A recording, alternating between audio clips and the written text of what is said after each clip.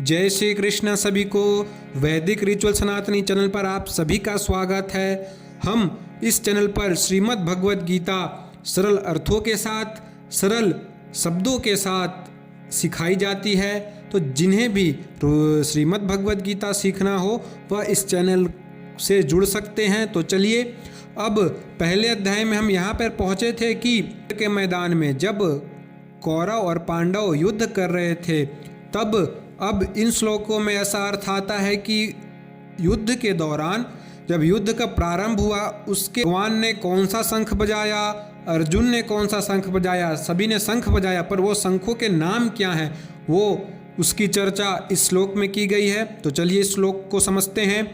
ततः श्वेतेर्हयैर्युक्ते महती स्यन्दने स्थितौ माधवः पांडवश्चैव दिव्यो शंखो प्रदद्मतुः। इसके पश्चात सफेद घोड़े से युक्त उत्तम रथ में बैठे हुए भगवान श्री कृष्ण महाराज और अर्जुन ने भी अलौकिक शंख बजाए।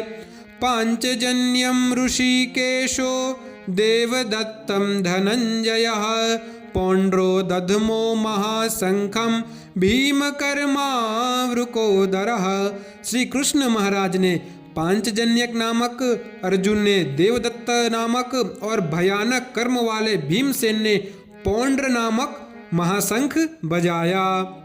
उसके बाद अनंत विजयम राजा कुंतीपुत्रो युधिष्ठिरः नकुलः सहदेवश्च सुघोष मणिपुष्पकौ।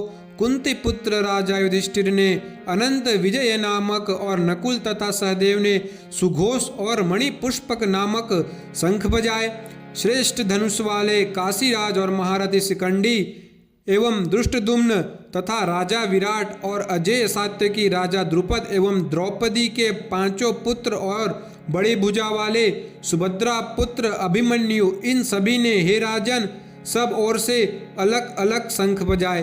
काश्यश्च परमेश्वासा शिखंडी च महारथः दृष्टद्युम्नो विराटश्च सात्यकिश्च पराजितः द्रुपदो द्रौपदेयाश्च सर्वशः पृथ्वीपते सौभद्रश्च महाबाहु शंखान् दद्मु पृथक पृथक। उसके बाद और उस भयानक शब्द ने आकाश और पृथ्वी को भी गुंजाते हुए धार्तराष्ट्र को अर्थात आपके पक्ष वालों के हृदय विदीर्ण कर दिए। स घोषो धार्तराष्ट्राणां हृदयानि व्यधारयत् नभश्च पृथिवीं चैव तुमुलो व्यनुनादयन्। अथ व्यवस्थितान् दृष्ट्वा धार्तराष्ट्रान् कपिध्वजः प्रवृत्ते शस्त्र संपाते धनुरुद्यम पांडवः ऋषिकेशं तदा वाक्यमिदमाह महीपते। अर्जुन उवाच सेनयोरुभयोर्मध्ये रथं स्थापयमेच्युत। हे राजन, इसके बाद कपिध्वज अर्जुन ने मोर्चा बांधकर डटे हुए धृतराष्ट्र संबंधियों को देखकर उस शस्त्र चलने की ओर तैयारी के समय धनुष उठाकर ऋषिकेश श्री कृष्ण महाराज से यह वचन कहा, हे अच्युत, मेरे रथ को दोनों सेनाओं के बीच में खड़ा कर दीजिए।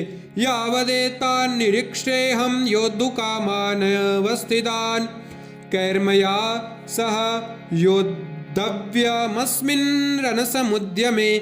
और जब तक कि मैं युद्ध क्षेत्र में डटे हुए युद्ध के अभिलाषी इन विपक्षी योद्धाओं को भली प्रकार देख लूं कि इस युद्ध रूप व्यापार में मुझे किन किन से साथ युद्ध करना योग्य है, तब तक उसे खड़ा रखिए।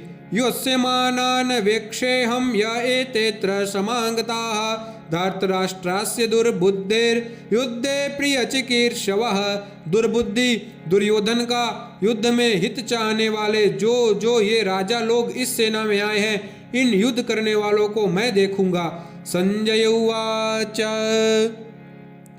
एवमुक्तो ऋषिकेशो गुडाकेशेन भारत सेनयोरुभयोर्मध्ये स्थापयित्वा रथोत्तमं भीष्म द्रोण प्रमुखतः सर्वेषां च महीक्षिताम् उवाच पार्थ पश्येतान् समवेतान् कुरुनिति। संजय बोले, हे धृतराष्ट्र, अर्जुन द्वारा इस प्रकार कहे हुए महाराज श्री कृष्णचंद्र ने दोनों सेनाओं के बीच में भीष्म और द्रोणाचार्य के सामने तथा संपूर्ण राजाओं के सामने उत्तम रथ को खड़ा करके इस प्रकार कहा कि हे पार्थ, युद्ध के लिए जुटे हुए इन कौरवों को देखो। जय श्री कृष्ण सभी को। अब आगे के श्लोक दूसरे वीडियो में पढ़ेंगे। सभी को आज के लिए जय श्री कृष्ण, जय श्री कृष्ण, जय श्री कृष्ण।